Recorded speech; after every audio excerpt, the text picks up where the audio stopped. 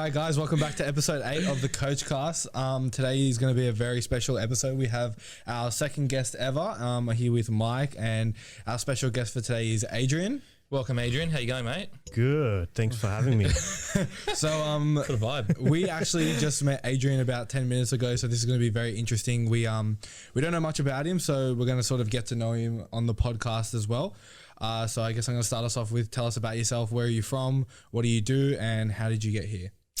Well, I got here by car, not by my car. No, jokes. So yeah, This is going to be interesting. I love it. yeah, came here by car. But no, I guess Justin reached out to me. So first of all, obviously my name's Adrian. I do PT as well. Justin reached out to me, just saying, you'd be an interesting character to kind of have on the podcast. I don't know, I had a British accent just then for a second. We've had worse. Yeah, Jackson bro. especially.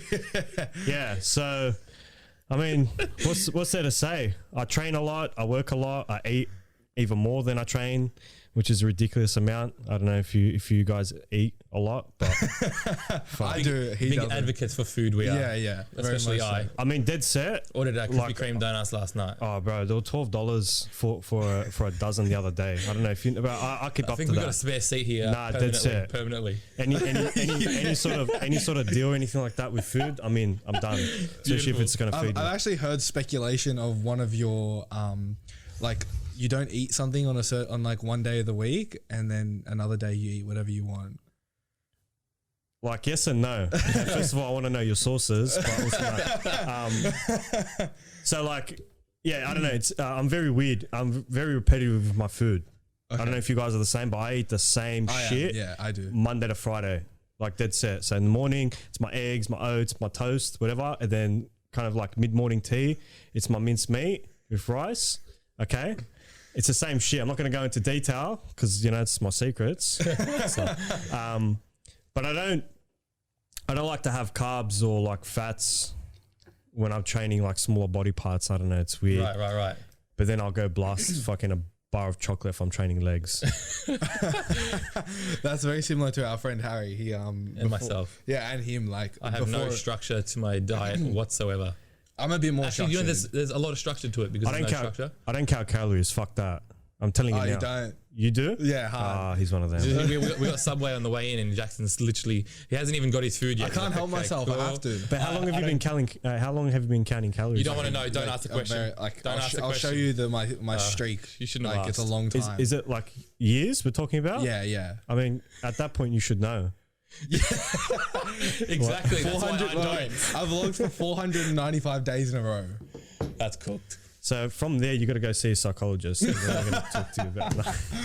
It's just habit. Like, I just do it every day. Like, but the thing is I'll get to most days where I won't track the whole day, and then I'll just remember what I ate, put it in, and I'll be like, all right, well, I need a protein shake to hit my protein. That's it. Fair enough, but it's working for you, yeah? Yeah. That's it. That's the main thing. It's working for you. It's working for you. I don't know how, but no. I tell you why. Because I used to like track my calories to the fucking minuscule, like dead set. Like even to the point where I remember going on a date with a girl, right? Not a guy, but with a girl. Right, just got to confirm it. And I brought my scale with me. And I dead set. Brought bro. a scale on a day. I'm not that bad. No, Jackson's gonna do that. Like, I'm telling you, I'm bad. Like, I was bad. This is why it's funny because I brought my scale and I literally ordered. I'm like, can I just get plain chicken with whatever oil you use? I don't care. Just let me know. And then salad, but Can I plain. get the barcode real quick, chef? Yeah, dead set. Get the barcode for that oil, please. Bro, the waiter looked at me like I had 10 heads. Like, can I just ask, how did that day go? No, it didn't go well. She looked at me very strange. I looked at her like she was. No, I'm joking. Nah, she thought it was weird, yada yada. Then she tried being nice. She goes, "Oh, you're very, you're very focused in what you're doing." I'm like, "Yeah, I'm a very focused person," sort of thing. I don't know. It didn't get to a second date, but that's what I'm saying. Like, I went from that to now just not, because I used to do that for about 3 years. Okay. 3 years. I'm at a similar point. It's like Jackson kind of backs me up. Like, I would every Monday I'm coming in. I'm like, I'm gonna track my food today, and I do it for Monday. And I'm like, nah, fuck this. I already know what I'm eating. I eat the same, not the same thing, but Yeah. the same. But he's also lean Same shit. 365 days of the year. Yeah, you're a bastard. Yeah. Like I can't be that way. Like Thank genetics for that. Yeah, I'm not lean and I track. Like, Yeah, fair enough. I mean, I don't know. I'm lucky with my genetics. I'm like in between, so I can lose weight as fast as I can put on weight. But the thing is, I eat the same food, literally Monday to Friday. Like I wish I had that. I eat the exact same food. what's Saturday and Sunday? Saturday, Sunday, it's balls to the, just fucking go at it. As much cake as jokes.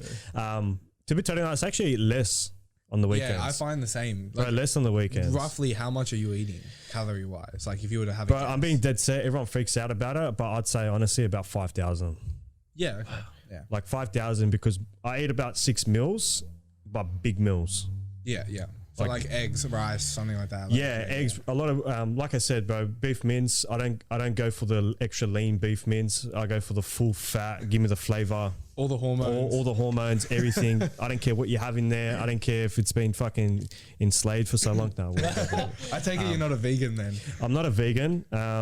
Unfortunately, beef is my favorite food. We opened up a can of worms on the last time we spoke about that.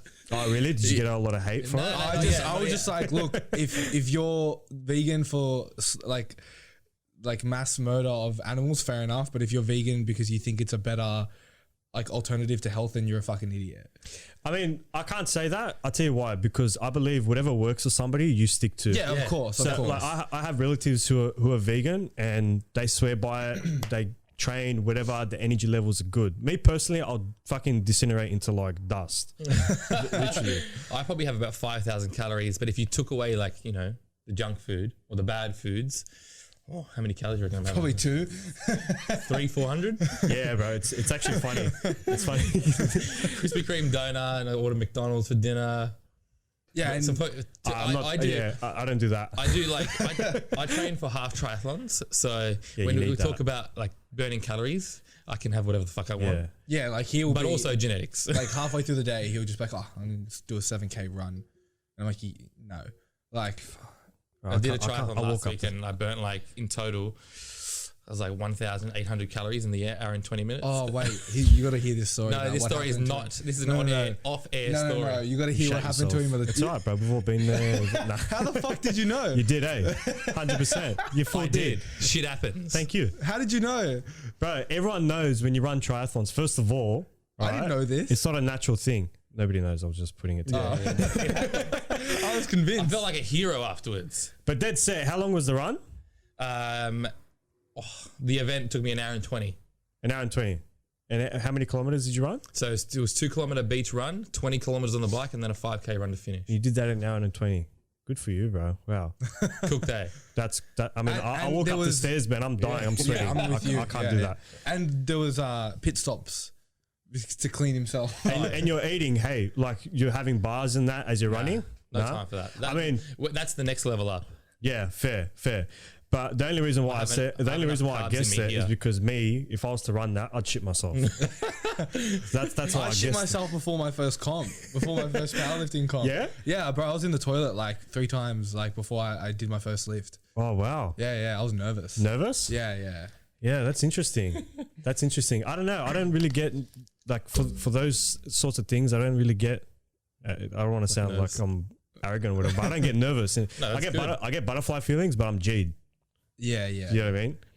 I get G'd. Like, what was your first comp like? When was that? So if anyone doesn't know, you do powerlifting. Yeah. I know. Let's back up a bit. Tell us how you got into training. Yeah, so we'll get to the powerlifting part, guys. I told you. I told you before this, bro. I talk a lot of shit. I ramble. There's no structure to what I say. Yeah, but it's good. It's good. Well, like I was saying to you guys before, pretty much how I got into training. So even before powerlifting and all that, I used to play basketball. I know I'm very short.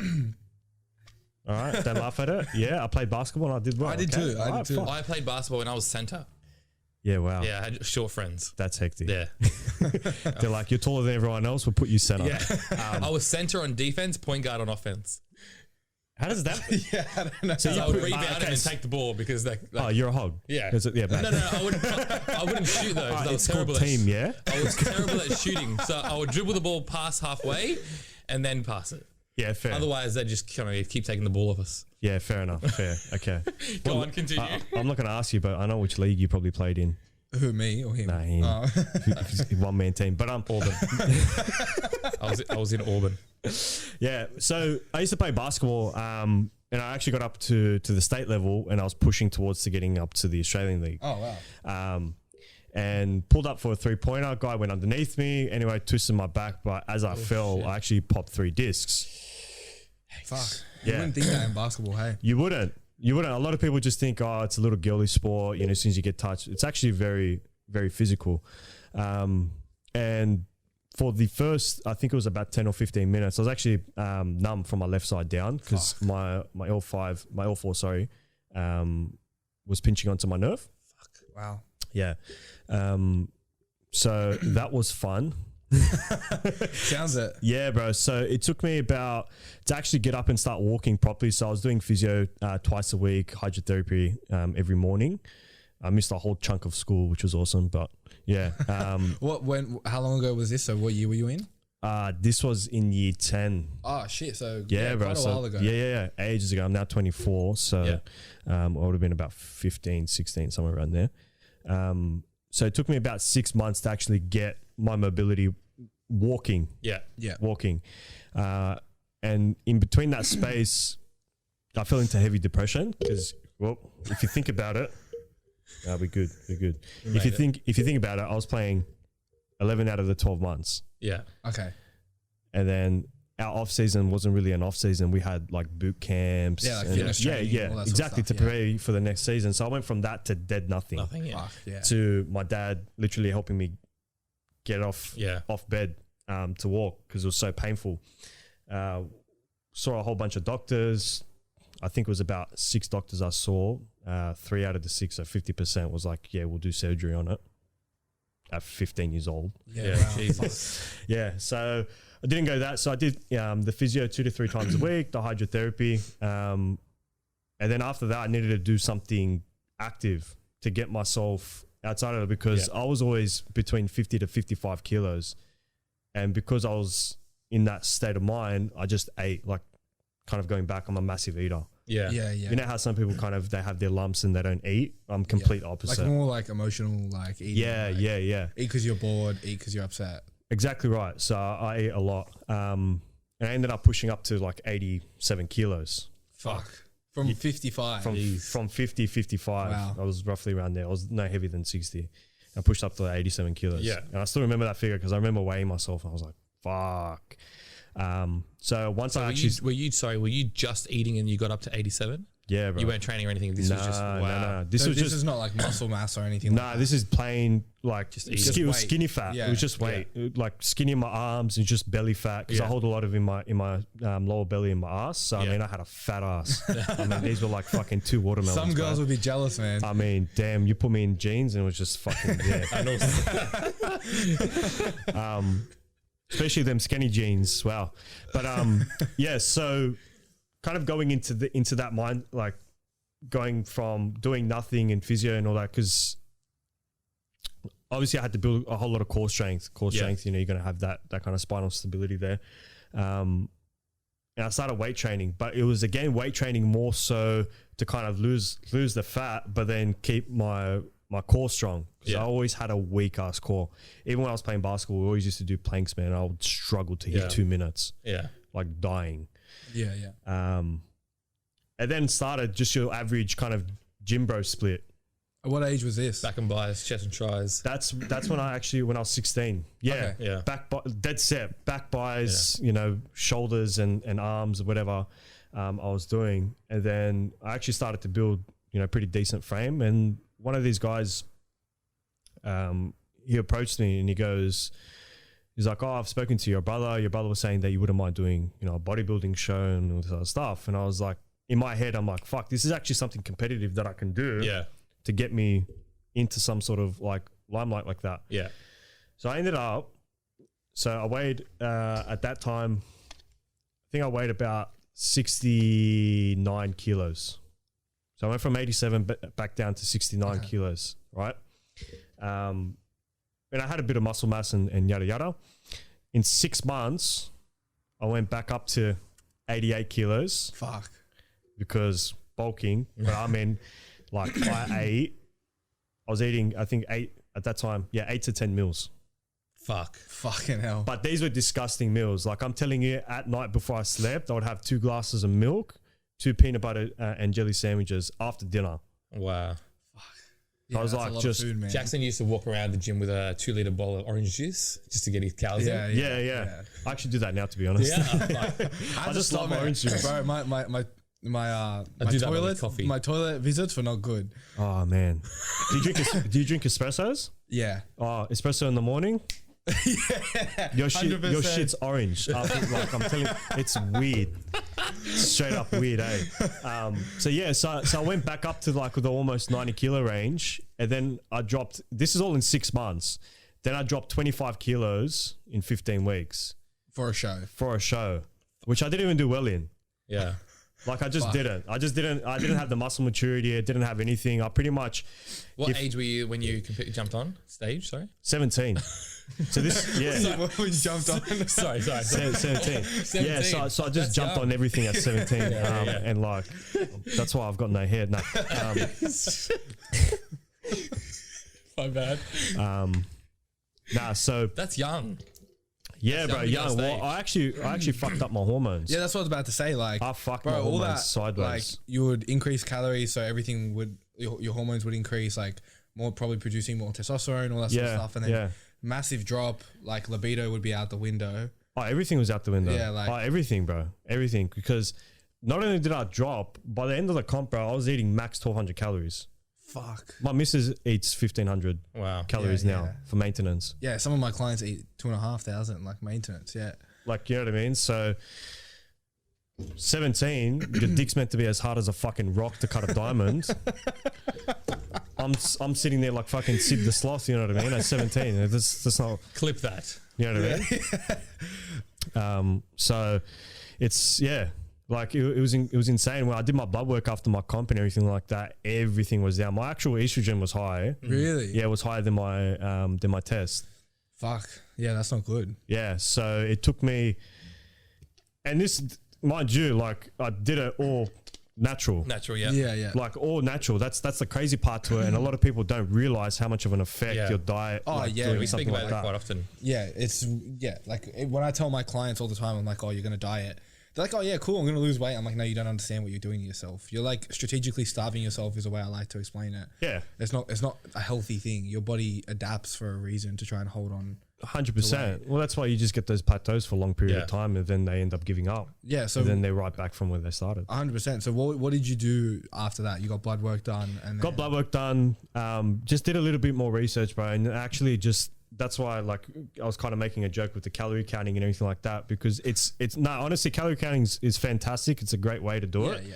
But for me, I just had a negative experience yeah. with it. Yeah. So that's why like I don't ever say anyone don't copy what I do. Like I just know from experience, and I eat the same foods, so I know how to kind of keep track and an eye on it. You know what I mean? So I got rid of calorie counting, and I just started to eat, bro. Just clean food. I don't do takeaway. I never have. Just being brought up, like a Macedonian background, bro.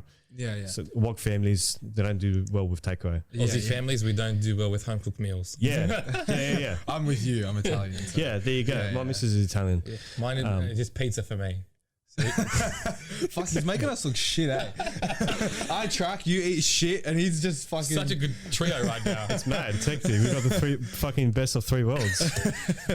So just backing up a sec, Adrian. So what did that kind of do? You spoke a little bit about like your mental health, kind of sitting back for so long and doing nothing. What did that kind of do for you then? Being able to where kind were of you get back mentally post comp? Post comp, honestly, I was like for a good 2-3 months, I was actually pretty shit. Like I was actually in the same spot of when I injured myself. Yeah. So I went from being injured, being depressed, not doing anything, to now, oh my God, super excited, look what I'm doing, yada yada, to then back to square one. Yeah, right. And you were still at school the whole time. I was still at school, and I was so it's funny because I was so brain dead and so malnourished that my business teacher, God bless her, she literally looked at me and she was like, is everything okay, like at home and blah blah blah. Yeah, my mum copped the call. Really? Dead fuck. set. Yeah. My mom comes to call because she's seen me from like chubby cheeks and everything to now fucking skeletal. Dick skin lean. Yeah, bro. Like, and I lose a lot of, I keep a lot of weight in my face. So when Yeah. I lose it, like, it's, Yeah, you know what I got mean? that Yeah. death face. Yeah. So it took me some time to actually get over that hump, and I just went, nah, I've got to just train. I train for a reason because I love to train, and kind of go from there. And I just ate healthy food. If I wanted it, I wasn't gonna fucking punish myself. Yeah. I wasn't gonna be like, wow, because I ate this and this was 2,000 calories. Now for me to kind of balance that, I've got to do an hour of the treadmill or Yeah. something like that. Yeah. Yeah, And man. I guess also going on with the mental side of things, like how has that affected you in terms of your own body image and how you see yourself? Because obviously, like, I guess not to shit on bodybuilders, but it's pretty common, even PTs themselves, we're all very insecure people. We all like, the way we get business is by how we look sometimes. And, we see ourselves as like, oh, we might not be good enough because we don't look a certain way. Yeah. So mentally, how was that for you when you finished your comp and then you were in a shit place, both hormonally and just physically, and then building your calories back up or whatever you did after that? Yeah. To like, how did you feel? Because I know there's something like post-comp depression because you don't look the way that you did before. Yeah. So how did that like affect you? Well, like again, and like I was saying to you guys before as well, because there was a period of time where I was just like, fuck, I've got, shredded abs, yada, Yeah. yada. Like I can now go pull girls. Yeah. That's it. It's such a narrow-minded thing to say and to think about it. But at that point in time, that's how I tried boosting my confidence. Yeah. I look a certain way, girls like this look, and it's going to be sick. Yeah. I was having this conversation with someone the other day. It's like, you get jacked and you get into the gym to attract girls and you just attract more guys. You get more comments from guys saying, bro, you look good. Your legs look fucking huge. Like, Perfect example. My cousin, he's like skinny fat. He's tatted up, yada, yada. He shows me his inboxes and it's just all girls, bro. And I show him mine. It's literally guys saying, what's your shoulder routine? Yeah. I'm like, fuck. I went sideways here. But yeah, so there was a period of time when I did that. And then when I actually did my comp and I realized, bro, you're on stage for fucking 5 minutes. And not to shit on, like you said, on bodybuilding, bro, everyone who does it, respect. respect, Yeah, 100%, bro. definitely. It's a total different kind of mental game that you have to play. And if that's a sport you love, go for it, kill it, all do your power to thing, you. yeah. But for me, the way I looked at it was like, okay, I've been training to get my health back, but then somehow I lost myself to be training for other people's perception of me. Yeah. And then when I stepped on stage, there's 6 guys, right, looking at you. You got lined up. You all pretty much look very much similar, unless there's one outstanding guy. And it's just saying, you look better than that person because of this. Yeah. You look better than that person because of this. Here's a plastic trophy. Bye. Yeah. Mind you, you got to pay all the federation fees. Yeah, fuck. It's pretty expensive. I've heard like $300 or some shit like Yeah, that just man. to enter the competition. I mean, I was lucky enough that my parents were buying me all my food and whatever. But like my shopping for myself for the food was like fucking close to $600 a week. Yeah. I actually seen some posts. I followed this chick doing WBFF and she put like a question box up and someone asked, how much does it cost to compete? And she put it like a breakdown and I thought, holy fuck, you would never think of these things, like coaching, posing. well, that's the thing. Did you have a coaches, coach as food. well? Like you would have to pay the coach and Nah, see, like he wasn't a coach Just as like an a mate example. sort of He thing. was a mate who has done bodybuilding himself and he okay. was coached under someone else. So he was very knowledgeable. Like I'll give it to him. But I was just way too young, bro. Yeah. Dead set. Yeah, I was way too young. I was way too fresh in the game. Had a year of training. Wasn't even proper. Didn't really know nutrition all too well. Yeah. And I just thought this was the way to go. it was more so just something to give you a reason, I guess, to get out of bed essentially. Cause Exactly. like, you were playing basketball for so long and that was your I guess your why. Like, you know what I mean? Yeah. To get out of bed and wake up and go to school and then you lost that and you had something again, but it wasn't also any better for you mentally. Exactly. That's the reason why. Because I'm like, one, I'm a really competitive person. Yeah. I need to do something competitive to be able to get myself back, but actually put me in the same position. And then it wasn't until I just went in my head, I'm like, I've literally been training for, this time for other people. One, I didn't give a fuck about what the next person looks at me and thinks. I've never have. So why am I treating my training like that? And why am I competing in a sport where it's all subjective? It's not, this person's win because of this reason. No, it's because of other people's opinions of that person. So when I actually started to think, fuck this, I'm going to just train how I like to train. I'm going to eat how I like to train, how I like to eat. However I look is just what it is. Cool. Yeah. I really like that because we kind of talk a lot about the image people have on social media. They post, them shredded with abs and stuff, and how people kind of like, I kind of want to look like this, and they show us a photo of what they want to look like. It was really good that you kind of started in a place where you needed to do fitness as a way to get into a kind of a positive mindset, right? Yeah. And then obviously, things kind of turned, and then you go down the usual route of, I don't know, we had I don't know how long Instagram has been around for, but you kind of train to impress other people. Yeah. Okay. So this is kind of like a good thing we can take away from that. Yeah, 100%. Now you're in a place where you don't really give a fuck what you eat. You can eat, what you're tracking. Now you're living for you're eating for a balanced lifestyle. You can have whatever you want to eat and then go do powerlifting tomorrow, and you're going to be in my opinion, like if you don't actually enjoy what you're doing, if you don't actually like it, you're not going to do it. Yeah, 100%. So no matter who comes to me and they go, oh, like I want to do this and this and I want to look like that. All right. But do you enjoy doing that? Yeah. Go do it. Yeah. If something that's if you're going, like you do triathlons, yeah?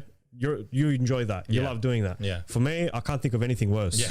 Okay. Everyone tells me the same I can't think of anything worse. I mean, I used to do a lot of running and yada yada. Like one of my friends is similar. He loves running. It clears his mind. It does all that for him. Yada yada. For me, bro, it's literally a chore. Yeah. If I say to myself, I'm waking up this early in the morning to run, but someone better put a gun to my head to be able to do it. And you know what? I only started triathlon Christmas last year. We're all hitting the mics. We're all spastic. You keep hearing this noise because the mics are flying around, guys. I started doing all this kind of training. I was always from 14, 15, bodybuilding, maybe a little bit of You should have seen him, man. He was a fucking beast. Yeah, but I can say because he's got fucking big structure. He's got big shoulders. For the last 10 years, that's all I've been doing is bodybuilding, a bit of strength training with Jackson. And then I kind of got bored. One day, I don't know, my girlfriend got into CrossFit. I did a conditioning workout and I was like, fuck, this is a new challenge for me. And then, so I don't know, someone told me about a sprint triathlon coming up. Obviously read a lot of, follow David Goggins a lot. And that was kind of like someone that I looked up to. Yeah, he's crazy. And then it was just for me, like a new way to push myself rather than not really, like it is physically, but more mentally than anything. Yeah, 100%. And that's kind of leading into powerlifting. That's actually what got me into powerlifting because it's something that you can work towards. It's rewarding. And man, I don't care what anyone says, but the powerlifting community, as opposed to the bodybuilding community, completely different. I literally just spoke about this on the last podcast. Oh, bro, completely I different. did the breakthrough one. The recently. That was a good event. Bro, like legit, like I don't know how to describe it. Everyone was just so nice. Yeah, man. So bro, this guy that I met like from the gym, like that day, he comes up to me and he goes, bro, how old are you? I'm like 21. He goes, I don't know you, but I'm fucking proud of you. Like, where else do you get that shit? This is some 40-year-old, 30-year-old guy, like, doesn't know me from a bar or so. 100%. You go to a bodybuilding comp and everyone's screaming out the number of who they're supporting. But you go to a powerlifting comp, like my first comp was 2 years ago. Yeah, at a novice comp. Never met any of these people in my whole entire life and they're screaming out my name. Yeah. It's fucking hectic. And my numbers weren't, not to shit on if this is anyone's max or anything like that, but in the powerlifting game, like you see the elite and you're just like, wow, my numbers are not really anything. Because like I maxed a 200 squat at the time, a 155 bench, and then a 200 deadlift. Yeah, that was my max right there. So these people who run the events, bro, they've seen that. Yeah, they've seen the best of the best. They've seen the best of the best. They've seen someone squat 500 kilos, so they've desensitized from everything under that. And they're all screaming, cheering like as if it was the world record. Yeah. It's just such a good atmosphere is the best way I could describe it. Like you like you said, you go there, you don't know these people. Like, bro, there was this guy, like, again, his number wasn't big. He was a bit of a skinnier kid. I think he was deadlifting 180, like, I mean, as you said, to us, what we know and what he's elite, nothing special, but he went up to the DJ and he's like, oh, can you put this hardstyle song on for me? He put it on. Everyone got G'd and it was a grind, but he fucking got it. And everyone went and slapped him up and it was a positive experience. I love that. I think that's the thing. Like, I don't care how small the number is, what the person is, bro. If that's a grind for them, if that's their max, go for it. If it's 60 kilos and this is a goal that you've set out to get, and it's a 60 kilo bench as an example, and now you've achieved it, fucking oath. Yeah. Like I'm all for everyone achieving their goals because everyone's different. Yeah. 100%. Yeah. We did a Barbell Bros seminar while Jackson did the squat and deadlift. I went to the deadlift one, and it was insane. Just two people on a stage. You got the women and the guys, and everyone is just watching one person go one by one, bang, claps after every single one, no matter what it was. It's fucking mad atmosphere. It's awesome. I honestly, I fell in love with it. And it's something that I'm going to continue doing. Mentally, for me, it's boosted. It's given me structure in my life. Because powerlifting it's very much structure. Yeah, it is. It's 100%. very much sets, reps, you come percentages. In, you have this to hit on a certain day. You hit that. Like you come in the next day. You hit your bench number. But the best part of it is if you feel kind of shitty, if your energy levels are down, just do what you can do. Pull back, do what you can do. Whereas before, when I was training, it was just go in there, punish myself as hard as I can until I can't move. The next day, I got to do it again. You know what I mean? Whereas this, it actually gave me the confidence to be able to go, okay, I'm going to hit this number, but if I don't, it's okay. Yeah. Bro, that's life. Yeah. That's it. If you translate it into life and everyday kind of things, you can go 100 miles an hour and just burn out and not get anywhere. But if you make little kind of steps, that's going to achieve one big goal. Yeah. You know what I mean? Well said. And for me, like, that's why I genuinely got into powerlifting, because it's given me the confidence to do, everything. Like I told you guys, I originally got into physio. I know this is going to be a little bit of but I originally got into physio, exercise sports science, and I did a diploma of fitness to get into physio. Right, I ended up pulling out altogether for another reason.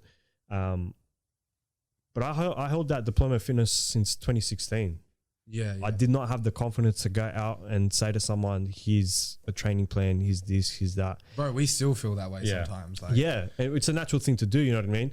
Until I met my coach, and until I started powerlifting, where I was just like, yeah, man, let's go ahead, let's do it. Yeah. And I guess what we also, as coaches ourselves, like, it sounds very like salesy to be like, oh, what's the best way to make progress? Get a coach. But I guess, as we could all speak of, having a coach, what it does for you, what it does to have that support, what it does to have someone to talk to when you're training, and just like the little things that they do for you, like they come to your competitions.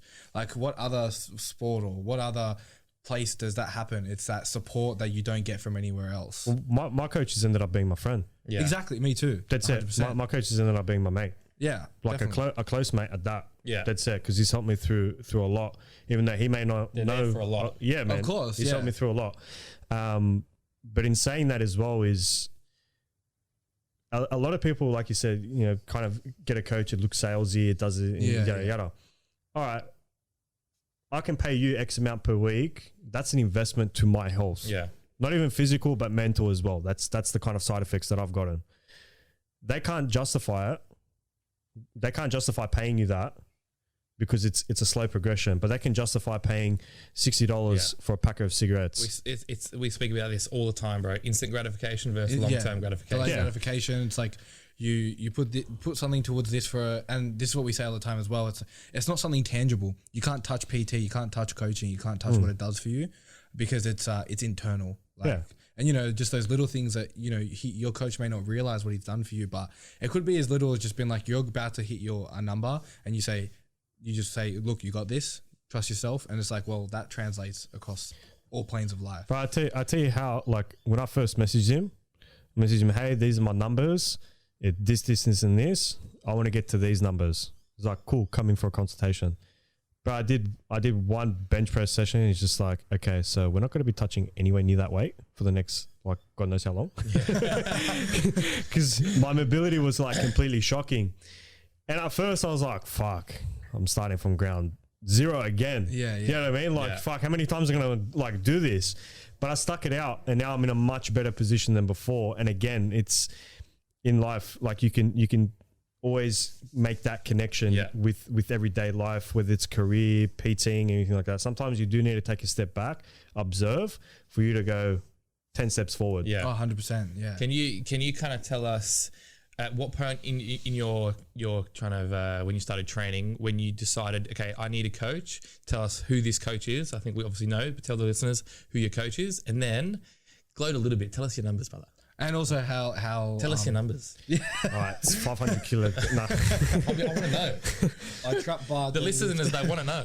I lift that heavier. I know have a neck, and I'm like that, and it like affects my speech and that. My max dumbbell shrug. Yeah. So my coach, a lot of you guys would probably know. Well, I know you guys do know him, but it's Kevin Yuan. So he trains and coaches under the Australian strength coach Sebastian Orr. And that's actually how I found him. Yeah, and I know you train with his brother Cameron. And I train with Paul. But yeah, he's in the same. Yeah, he's in the same. Yeah. And I actually found, because I was obviously following Sebastian for the longest time, and I saw Kevin's lifting video or something like that. Like, fuck, this cunt's strong.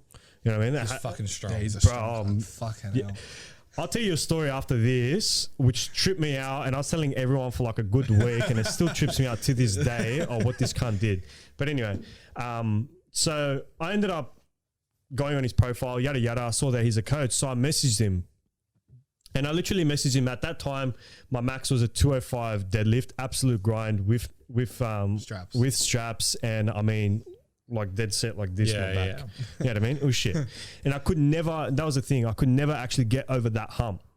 I could never get over those numbers. I was hitting 240 for 3 sets of 3 paused, and I could never get any more than that. And then I started to get elbow pains and yada yada because I was overtraining. I never pulled back, bro. My deload was just like more reps. let's decrease the weight for 5 to 10 kilos, and let's do 10 reps. Which obviously now I know is a pretty stupid thing to do, because you're just taxing everything as well as your central nervous system. Sorry to cut you off just a second, but one thing I want, I guess, the audience to realize is that you started as a gym pop just like anyone else. Yeah. Like you were just like your casual gym goer. You like, not even before that, you were just a school kid, and now look at you. Sorry, go on. Yeah. Look at me, bro. I've conquered the world. Nah. Mama, I made it. But yeah, so yeah, went from Gem Pop, did all that, did all my mistakes, and realized, I need a second opinion. And I was actually searching for a coach for quite some time. And I remember watching Sebastian's one of his seminars or something like that, and he doesn't take on one-on-one PT. So I was like, well, that's out of the question. Yeah. That would have been sick. Yeah. But so I messaged him, I saw him, and I knew straight away that we were going to get along, because Kevin's very straight up. He's very honest, but he's very, very knowledgeable. Like he knows everything. Like the guy's a wizard. That's it. That's what I'm going to say. And he looked at me and he goes, because I remember asking him, I'm like, am I going to lose like muscle mass because I'm training lighter and yada yada? And he's looking at me, he's like, do you want to be a bodybuilder or a powerlifter? Like which one? I'm like, fuck. It's probably put me on the spot. It's disheartening, man, because you're like, fuck. Like, I still want to look a certain way in the back of your head. You're like, oh, like, but you got to let that go. Like, sort of thing. Exactly. Because again, I was still holding on to that like little image persona sort of thing. And it was until I said to him, I want to become a powerlifter, that I actually fully submerse myself into that world and be like, listen, whatever the fuck I look like, I don't care. If I lift big numbers, that's all I care about. Yeah. Because it's something to work towards. So go from there. So my numbers at that time was a 205, 140, and a 200 squat. Again, grind with knee wraps. And I didn't make depth, but don't tell anyone. And the wraps probably weren't done properly. Nah, bro. Nah. They're like some shitty $20 wraps anyway. I just saw it off a Ronnie Coleman video. That's it. Over the tracksuit pants. Yeah. That's it. I used to put on like the thickest jacket and everything for my belt, yada, yada. I didn't even take like a breath or anything. I just squat. So I went from that, and then this is the thing, the progression may not seem there on paper, because when I did my novice comp, it was about 8 months, 8 or 10 months, within that time frame. Well, I did squat 200 at comp, I did bench 155, and I did deadlift at 200, but they were all sub-maximal lifts. Yeah. If you ever go on my Instagram, Mech_fitness, you'll see my novice comp, and you'll see the way I actually lifted them. There wasn't really any sort of struggle. There was no technical breakdown. There was nothing. The 155 conservative bench. PB. Conservative PB, exactly. They were all, like my bench was really the PB in terms of weight. Yeah. But in the actual movement, definitely a PB. Yeah. So then come my first sanctioned comp, I had a bit of a knee issue, which is a whole nother thing, but I did a 205 and then I won 170, got flagged because of my butt, but I did a 160 and then a 220 deadlift. So out of all, whatever. So now my third comp, which was just about a few weeks ago, I did a 220 squat, a 170 bench. I tried going for a 180, but I didn't get it. And then I did a lot of weight. Yeah, then I did a 240 squat under 90 kilos. So I weighed in at 89.45. Fuck. Did you cut for that? I did. I sauna cut. What? Sorry? I did a sauna cut. Really? Sauna cut, really. Fuck. Yeah. So you didn't you just sat in a sauna, water loaded? Yeah, water loaded a week before. And then I only had, after the water loading, I only had about, I think it was 2.5 kilos to lose. So, yeah, so I just sat in the sauna, 15 minutes in, 15 minutes out, 15 minutes in until I dropped under. That's brutal. It's brutal. It is what it is, but for me to be able to stay competitive, the under 90 kilos is kind of where the sweet spot. Yep. Otherwise, everyone's kind of cutting down. But I think people don't understand like the weight that you are, like literally if you were to go up a weight class, the differences in the amount of weight moved. Well, it's fucking insane. Like my coach competes under the 100 kilos. He holds the record bench. Yeah, fucking hell. I think it's 230 something or 225, whatever it is. It's gonna be the best bench press I've ever seen. It's immaculate. Anyway. Yeah. And then he's like right now that he's going for a comp. They're doing a breakthrough as well. So he's wanting to do a plus 300 squat, I don't know. It was like a plus 230 bench or something. Like he's going to break his record again, and then a plus 300 deadlift. Yeah, it's insane. So he's got like my total went overall was I think it was 630 whatever it comes to. So he's got a whole nother like 200 odd kilos. Fuck. That's the difference we're talking about. Yeah. It's like even me, like you're taller than me. Like I think. Probably I'm short, but anyway, that's the point of the story. I sit around the same weight as you. I'm 95, 96. Yeah. Like I'm not pulling as heavy as you, or like I'm not pressing as heavy as you. Like it's like I'm like fuck. Either one or two things need to happen. I need to drop, or I need to get stronger. Yeah. But like to be fair, I'm younger, so it's different. Yeah. But yeah, so I'm shit compared to some of the other people. No, fuck. Spogs, bro. We speak with the hands. I know. I can't do it. I'm trying to sit here like this. If you watch our first podcast, I literally I touch my head. I'm doing this the whole time. Every time I speak, it's like, yeah, okay. Yeah? All right. So I'm trying to force myself to man. keep my hands down. That's what the mic... So yeah, it's in my opinion, it's essential to get a second opinion. Even if you just have that second opinion. Yeah. Get someone who's knowledgeable in that area to go in there and show you, okay, this is, some of the techniques. Because when I deadlifted, bro, I couldn't even get in. My mobility in my hips was so shit. I couldn't actually get into the movement. Yeah. So for the first 3 months was simply me getting into the movement. Yeah. Like I was deadlifting max. I think we went max in the first 3-4 months was like 140. Yeah. For 3. And bro, it was a struggle to get to the 140 because I just couldn't get into positioning. Yeah. You know what I mean? So it's always and good. I guess like that's the importance of, pulling back. Like movement is key.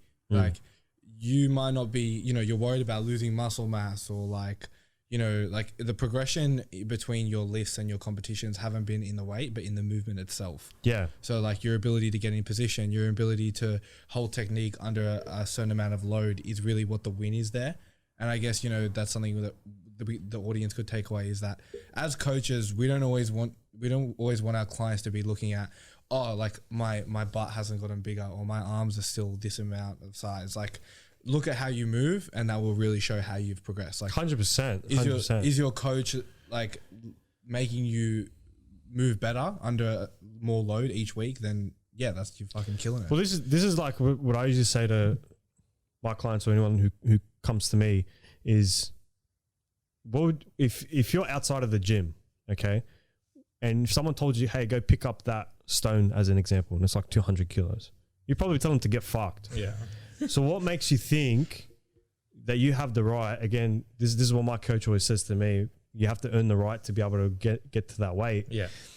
what makes you think you have the right to now go load up a bar and just fucking grab it and try to do whatever? You know what I mean? There's a level, you need to have a level of understanding. Okay, this is a specific movement, and that's where that coach comes in. They're going to teach you a specific movement to move that way as safely as possible. So then you can actually get yourself outside of the gym and move how a normal person is meant to be moving. Structural balance as an example. Yeah. 100%. We go on about that. That's how we program. Yeah, of course. Yeah. That's this. If you're not programmed for structural balance, you're pretty much buckled. Yeah, like, and I say to my, like, you know, because, you know, Fitness First has a wider range, you know, for those that don't know, so you run your business from home. Yeah. Yeah, so you have a home gym, but for us, it's like we're open to a large population of a demographic. So we get old people, and some things, like, especially older men and women, they're like, oh, well, what am I going to get from this? I'm like, look, you're not going to probably like look the best you've ever looked, or like you might, but like that's not really what I'm trying to promise you here. A transformation. It's, I'm going to tell you, you're going to run being able to move with your kids for a longer, and grandkids for a longer period of time. Like, would you rather looking like a shredded 6-pack abs and hate your life? Or would you be able to want to play with your grandkids or your kids a longer period of time and not hurt yourself? Yeah. And I actually had a client when I first started. I think he was 41. He was in his 40s, early 40s. Anyway. And he spoke to me over the phone. He's like, "Listen, I want to like, you know, lose a bit of fat, gain muscle. You know, your generic dead set, lose a bit of fat, want to gain muscle, yada yada." Okay, he's got an event in some time. I said to him, I'm like, "How old are you?" "I'm 40, whatever it was." "All right, come in." So he came in, and when he came in, he was walking like this. Yeah, fuck. Like dead set, like one shoulder's higher than the other. I'm like, "What do you do?" This guy installs kitchens, like all the cabinets and everything, on his own. Yeah. I'm like, "All right, have you know, any injuries?" Yada, yada. He's like, "Oh, yeah, I can't move this arm properly because of my shoulder and this and that." I'm like, "All right, so why wouldn't you address something like that first before we actually start going, okay, let's try to make some muscle, let's try to do this, let's try to do that." And at first he was kind of on board with it. He was like, "Yeah, cool, yada yada." So I showed him a few exercises, and it did loosen up his shoulder a bit and whatever. But he was so fixated on trying to get bigger, on trying to do this and trying to do that. And he ended up just going, he pretty much faded out basically. Yeah. Right. You know what I mean? And I'm sure you guys probably have copped that as well, 100%. especially anytime. Well, not anytime, sorry, Fitness First. Yeah. But that's another thing. Again, it goes back to what you're saying. Everyone just wants kind of to be gratified now. They want that satisfaction now. Instead of addressing all these problems and everything like that, they just want to go, "Nah, I want this. This is my end result," and go. Yeah, it sucks because, like, unfortunately the result of that is due to like the social medias and like influencers and all that sort of people, and then, you know, we try to preach the exact opposite of that. Yeah, and it's not even that as well. It's not even just physique, it's lifting heavy as well. Like, as you said, if you tell someone to pick something up 200 kilos not in the gym, they're like, fuck off. But then they just load up a bar and they think they can do it. It's like it's a lot of ego, it's a lot of like perception of what they think they need to look like, or who they're trying to impress. And I guess for you guys, especially because you guys are PTing out of a commercial gym, it's a lot harder. Like, we see literally, we could walk the gym right now on a Saturday afternoon and watch someone deadlifting or squatting wrong. It happens every time we walk the gym floor. Yeah. But it's that's a thing, because everyone's exposed to everyone. You know what I mean? Like, everyone's looking at everyone, or they think they're looking at them. So it's like, I can't do this bitch weight, as an example. So they load up the bar and they end up just fucking tearing their spinal cord out of their asshole. I mentioned the thing last podcast or the podcast before. Like, I was watching these two bros squatting at 7 o'clock at night, and fucking hell, like they just kept adding weight to the bar. And I was like, bro, it looks like shit at 60 kilos. It's not going to get any better. And it just kept getting worse. And I was like, what about, he was joined up to a guy, like, when was it, the other night? And the guy's knees were touching when he was squatting. Yeah, like I've never Fuck, seen they're kissing each other. That was his knees were kissing. And then I went up to him and I was in a PT session of my own, and I still had to approach him. That's how bad it was. I was like, bro, look, just need to give you a quick tip. Like, drive your knees out, because you're going to fucking tear your hips open. And I was like, do you have any injuries? He's like, not yet. I was like, yeah, of course. You're going to be a dickhead about it. Yeah, did he get? Yeah, he forgot cut about it. straight I ego. love that. Straight To be totally honest, I'm Straight going to sound ego. like a dick here, but when there's people so ignorant like that, I'm like, please, please, something happen. Yeah, please get a bulging disc. Like the leg press. When they start loading up that leg press and they start doing quarter reps, I'm like, if only got the best video somewhere. they've got like, I don't know, calcium deficiency or fucking something, and that femur bone just snaps, that'd be mad. I would make my day. I mean, I'll be grabbing up the phone, fucking World Star. I don't know, like Probably seeing it all the time, but I have a video. I remember screen recording it on my phone, and I think it was someone that I know, anyways, or I've known before. It was like big PB on the leg press, 600 kgs, and I was like, yeah, see, you're barely even fucking moving your knees. that's why I want your shin bones to just disintegrate. Like, you know what I mean? I hope you lose all cartilage between your knees, like. Bro, I don't know. Like, I just want a fucking sandwich or something. You know, something like, it sounds disgusting, whatever. Lock their knees out. But it gets me irritated so much. No, it burns you because like We're actually just trying to help. Like in that situation, I had no intention of doing anything other than to help this guy. I was in a session, someone was paying me to train them, and I took time out of that session to go and be like, look, you're either going to hurt yourself or try do this. And then it was just bang, egos on. You see, this is what I didn't get. This is what I don't understand. Like, you look like a fucktard, all right, doing that. And then you're being a nice person. Yeah. Again, someone's paying you for a service and you're taking yourself out of that service, going to someone else and be like, hey, real quick, you're looking like a dickhead. Yeah. Your knees are literally kissing each other like they're on their first date. So let's spread them apart. And then he goes, and and I've had a similar experience. And after that, I've never ever helped anyone after that. But not even that. Like, the thing that I don't understand is that, like, you're literally in uniform that says personal trainer. Like, what makes you think you know better? Like, we dedicate most of our lives to understanding what is not going to cause you injury. Why would you, like, the guy I know who you're talking about. So I know he's like a tradie or something like that. And like, it's like, we don't come on your job site and be like, oh, you're a plumber. It's like, no. You don't need that pipe for the job. You need this. It's like, you tell us to get fucked. So when we make time out of our way to help someone, why are you telling us that we're not doing the right thing? I'll tell you why. Because a lot of people, and it's due to the fact because of the industry. How many PTs have you seen and you go, what the fuck is this guy talking about? Too many, bro. What the fuck? You know what I mean? So it's that.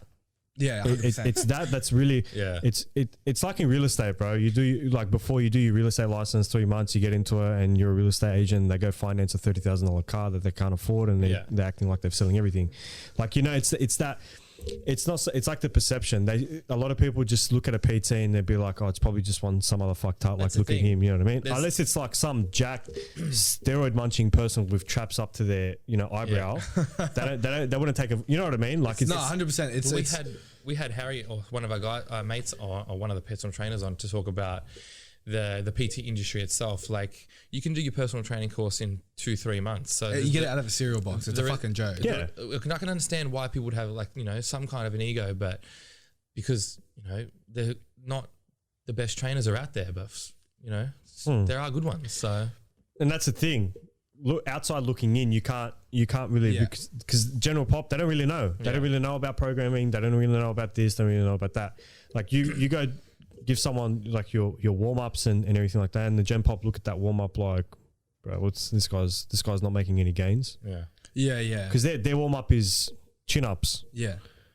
Hectic, you're doing chin-ups. Yeah, the amount of times in like a consultation, I've been like, okay, so let's do these sequence of exercises before we even touch a bar. They're like, why? And I'm like, because you're fucking, everything's fucked. That's why. How many times have you've probably noticed this as well? Be like, what do you do for warm up before you squat, bench, deadlift, for example? Oh, I kind of just do the bar.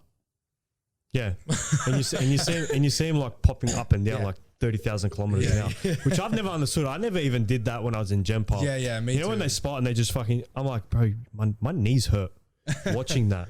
I was 15, 16 when I started training. And like, I was actually fairly strong for that age. Like, I was fairly strong. I wish someone came up to me and smacked me on the back of the head. I remember going up to a Scott. Like, I was one of these bros. I thought partial reps were good, so I had 140 kgs on the bar squatting. Like the people that I hate. Yeah, I was one of them, but I was only 16. So No, you don't get a pass. But So, yeah, but no. still, He's like, bro, I was only 16. I was only 16. Like, I 100 was calories 15, 9 some slack. months. And 140 kilos gone, partial reps. Yes. Well, like on Why that, did no one come and smack me across the back of the yeah, head? I know. On that topic, like I guess a question for you as well is, what's some of the biggest mistakes you've made, both I guess PT wise? I mean, you've been a PT for what, 3 months? You said. yeah, officially, yeah. So like, even if there's been little mistakes along the way, and let's say as a powerlifter or in your training career. I'd say probably the biggest mistakes is overtraining. I know it's like a massive thing. It's like kind of two sides, like dark side and good side. There's no such thing as overtraining, and then there is such, you know what I mean? Yeah. And I used to be that one to believe there's no such thing about overtraining. You know, it's just you have to eat more and Recover faster. recover faster, all that bullshit. But there is such thing as overtraining. Yeah. Obviously, it's all scientifically fucking proven. So whoever says there's not is a douchebag. I don't care. Come at me. Because you think about it. Okay, you've got your muscles, you've got your tendons, and but you also got your nervous system. Like you need your nerves, your central nervous system to be able to recover. Yeah. And this is what I was saying before. Like the way I used to train myself, I used to try to hit every body part twice. And do the 3 main lifts and all this other stuff. And then every 2 weeks I would have a deload. And that deload was just literally dropping down 10 kilos of what I was doing previously and then just try to rep just rep them out. That's it. I'd go to failure. I'd be like, this would be my hypertrophy day. This would be like hypertrophy week. This will be my strength week. That's dead set how I used to train. And that was honestly one of the biggest I'd say one of the biggest blunders and mistakes, because I started to get tendonitis, which I didn't know what the hell was tendonitis until I copped it. I'll never forget, I did a bench session because I used to squat and then bench. Yeah. Anyway, like I'm doing a powerlifting comp. But I used to squat and then bench, and I remember driving in the car like that because I couldn't actually lift my hands to this, because as soon as I did that, it felt like someone stabbed my arm and my neck, because it used to just shoot up. Fuck. And I used to get these like grueling migraines. Never used to cop migraines ever in my life, besides when I did my back, but all from my arms. Yeah. You know what I mean? So actually understanding what a deload was probably the best thing ever in my life. Yeah, 100%. That's good. Did you kind of learn this before you got your coach, or as you started training with Kevin, or when you started doing your own like diploma of fitness? Well, I did my diploma of fitness in 2016. Okay. And this is, again, that kind of goes back to how easy the course was, bro. The diploma of fitness was like a revision of year 12. Yeah, it's like year 12 PDHPE. Like. I did not study. Yeah. I did not. All these assessments, I was actually like ahead of the course because, again, I wanted to get into physio, so I was just doing it for credit points. Yeah. But it was just more so I was trying to do my own style and yada yada. So it was actually a few months before I approached Kevin where I just realized this isn't working. Let's try to find a coach and try to find other and better ways. Because you'd search online and you have different kind of things. You know what I mean? So it just wasn't working. So as soon as I got Kevin and actually understood what programming was and all that, and that's another thing. He was a coach, he became a friend, who's become a mentor. So he's helping me out a lot. Yeah. With everything. So, I can't thank him enough. So learning to program from him and understanding what you need to do to have an actual efficient program to continue making progress is the best thing. Yeah. We actually dedicated pretty much an entire podcast just on how to choose your coach. You spoke briefly about, how you followed Sebastian Orb. Is there anything else that you were looking for in a coach that you were like, fuck, I want, how they carry themselves or anything at all? But honestly, it's simple, but just being genuine. Yeah. Yeah. Because Instagram, as you know, is just filled with just fakeness. Yeah. And you can tell straight away if there's genuine, like if someone's being genuine or they're putting on this fake persona for followers, I guess, right? Yeah, of course. Like, and as we said, it's just full of fake cunts, like fuckwits and just like. So you're just trying so hard not to. I was trying so hard to not shit on someone. I really don't care, bro. There are a lot of fake cunts. I'll say it for you. I don't care because it burns me. Honestly, it does burn me because you have small women out there, small ladies who look at some fucking Instagram model with a fucking fake ass and go, oh my God, I'm going to get that. Yeah. But she doesn't realize this bitch paid $30K to get a fucking butt lift. Yeah. And then they go into an eating disorder. Yeah. Yeah, 100%. Not even that. It's like also like the thing that is such a taboo subject as well is also like gear, like steroid use, especially for females mainly. Like I think it's not like if a girl looks fucking shredded and she's a WBFF superstar and it's like she's most likely taking something. 100%. Like don't like girls like I want to look like this model and it's like yeah, okay, cool, but you know, like take Anavar. Like you know they what I take mean? a lot. Yeah, like So they all get their clits cut. These things are like looking like fucking turkeys, bro. Gobble gobble. And it's a harsh reality, but it's the truth. Like I don't care what anyone says. Like 95% of those sort of people are taking some sort of and no, like if that's your thing, do it. I don't care. I'm not against steroids. I'm not against the use of it, especially in females. I don't care. Do what you want, but don't try and like portray this sort of persona on one thing and then you're actually the other thing. Again, and that brings it back to being genuine. I have zero care in the world about what you do to your own body. If you want to take gear, take gear. If you want to go for a surgery, go for a surgery. You're not harming anyone by doing that. Do you? But the second you start portraying that it's all done naturally and you're misleading people, you're harming people. 100%. You may not do it as in face to face, not directly, but you are harming people. So just come. Like I didn't get. This is what I don't understand. How hard is it for you to be like, this is how I got here. This is why. Yada yada. Because there's has to be some sort of process for you to decide this is the process that I'm going to take and this is the reason why. I remember I got followed on Instagram by someone, right, or I come across them, and this person was fucking enormous. And I was like, oh, they got to be on juice. First photo I clicked on was like, I'm running this amount, this much of tests and this much. Looked at the next photo, 1 mil a week of this. And I was like, you know what? Fuck, at least he's honest. Yeah. And I was like, all right, good on you. That's good. That's, you guys probably know him, but Rich Piana. Yeah. Right? Okay. So he was a bit extreme and everything like that. But out of everyone, he was the first person to be really open and you know, about it. 100%. And that's the thing. We're not sitting here and being like, oh, like you're a fuckwit for take. No, take what the fuck you want. Like it's a personal choice. And honestly, like there's research like saying that, you know, anything like in moderation, that it's probably, you know, again, I'm not an expert on gear, but I know it's like it's very much been portrayed as something so dark, but you know, it's like it's not that bad.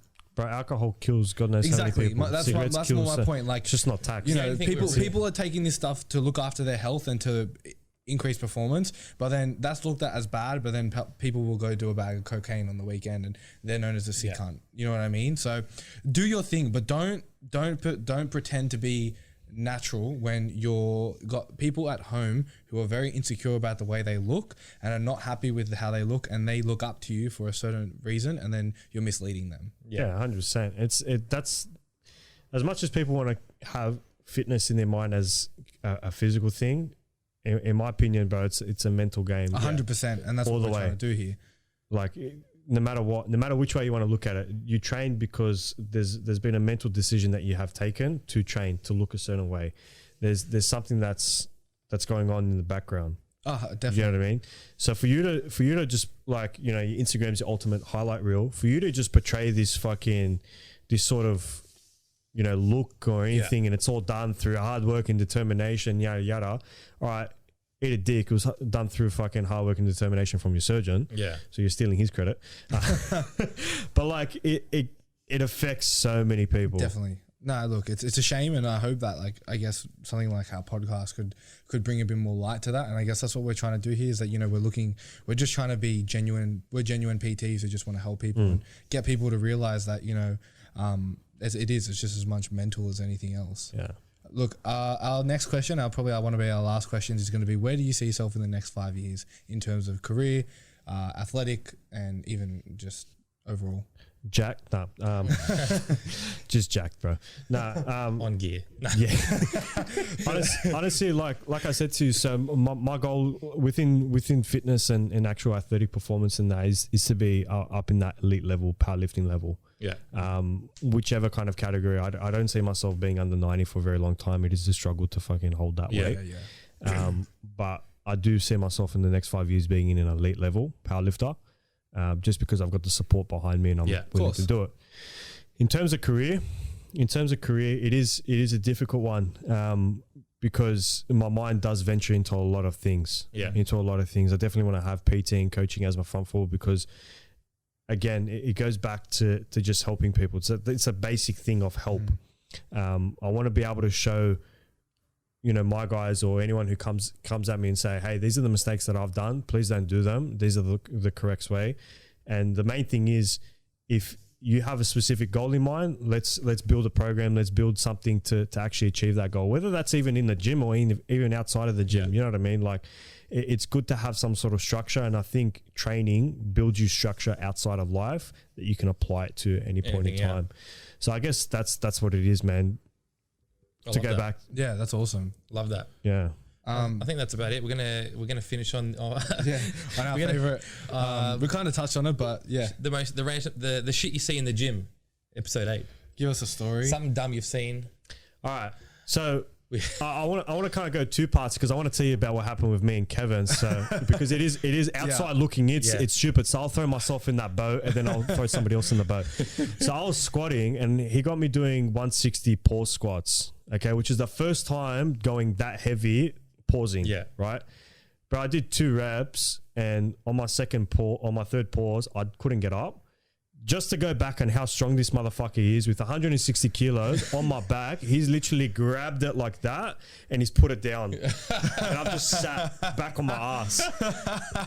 So outside looking in, bro, I felt like the dumbest cunt out. I swear to God, so it just looked like so stupid. And the way he did it was he just grabbed it and chilled, like just dead set chilled. He's like, upright row. He goes, that was, and he just looks at me and goes, that wasn't good. I'm like, yeah, I failed. Because he prescribed me doing 5 reps and I failed at 3. Anyway, so moving on to something else that I've seen. Typical girl training, she's doing 1 arm bent over rows. They love it. I don't know why girls love doing 1 arm bent over rows. Very true. And this guy... And I'm doing buys, whatever I was doing. This guy's walked over and he's tried the old, you got to do it this way, do it that way, yada, yada. This lasted for a good 10 minutes. And this cunt was just adjusting the bench up way. Nah, it's not like that. Adjusting it this way, adjusting that way. So I'm listening. I've turned off my headphones. And all of a sudden, this lady, like this girl, just got so fed up because she spent half an hour, this bloke's trying to talk to her, adjusting the bench, not showing her anything. And she's going, can you just please fuck off? Like, seriously, I'm trying to train. He's like, I'm looking at him, he's looking at me, like full on eye contact. I'm like, bro, that's a tough one. That's harsh. If you're going to go in, like, sort of like know what you're doing. I'm not even joking, bro. This lasted for a good 20 minutes. Like of him telling her to put the weight down and adjusting the bench up and down. Fuck. Like, just imagine that. Yeah, that doesn't look like a good situation. And then her snapping to the point where her face went red. What have you seen in the gym, Jackson? Oh, man. I mean, it's just another day in fitness first. Like, fucking hell. I mean, that guy that we always see who loves half Bosu balls. Yeah, he was Bosu ball guy. I guess you could say he was doing some sort of ballerina contraption and had 1 foot on a half Bosu ball, the other foot on a full Bosu ball, and then like a dumbbell in the hand. And I don't really know what to call it. Like, no idea. He looked like a statue. It was an isometric ballet kick. I have no idea. Yeah. What else? You know, every day you see someone fucking up a squat. Like like I went up to a guy the other day. I was like, oh, hey mate, like, do you mind if I just quickly give you a bit of a tip with your squat? Do you mind me asking, are you doing a high bar or a low bar squat? He goes, what's that? And I'm like, oh fuck, we're kind of lost already. like, I was like, okay, like, so I had to explain it. And it was just like, people just don't know, you know what I mean? And you know, that's our job, but yeah, just see some stupid shit every day. What about you?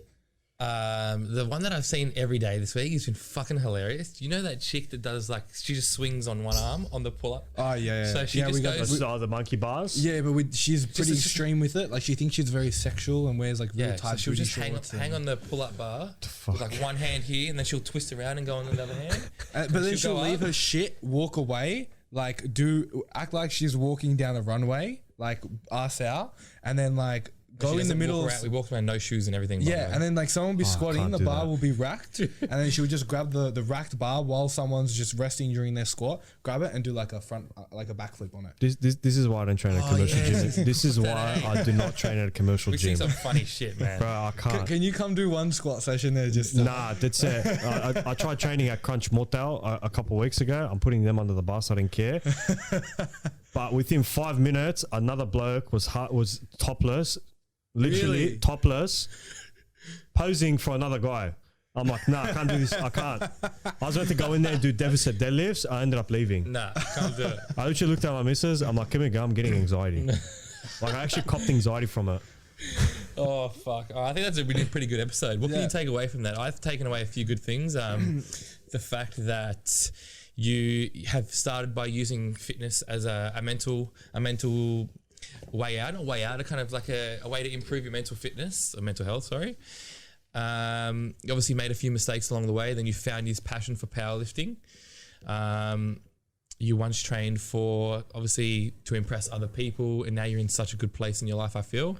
What about yourself? I think, man, the biggest thing that we can take away is that, you know, like you started as Gem Pop. I think that's huge. I think that's something that everyone at home can relate to, and is that you're in a better position than you once were, and it's really cool to see. You know, like I didn't know you personally, but I knew who you were through social media and stuff like that. I was like, oh, like from the outside looking in, like you seem like you're killing it, and I think it's awesome. And I think other people who are listening to this could definitely take some sort of inspiration from that, especially since you came from an injury. And yeah, I think it's awesome, man. Like, thanks for coming on. Appreciate it. No, that's all right. Honestly, it was actually a sick time, man. It was good. Where can people get in touch with you for PT or coaching or anything like that? So PT and coach, you just all done through my Instagram, man. So literally, I plugged it in before, so plug it in again. Let everyone know. Yeah, Mech underscore fitness. So it's MECH. If you don't know, Mech in Macedonian means bear. Oh, there you go, bear We'll fitness. tag your Instagram when we upload this podcast. Yeah, as well. man, that's sick. But thanks for coming on the show, bro. It's been awesome. That's episode 8, guys. Thanks for listening. Thank you. Thank you for listening to the Coachcast. Make sure you follow us on Instagram at CoachCast and Coach Mike Stevens. And if you guys are interested in any sort of coaching at all, please DM us. Mine is at Coach Jackson Mansoudi. If you have any feedback, please DM us as well. We would love that. Thank you.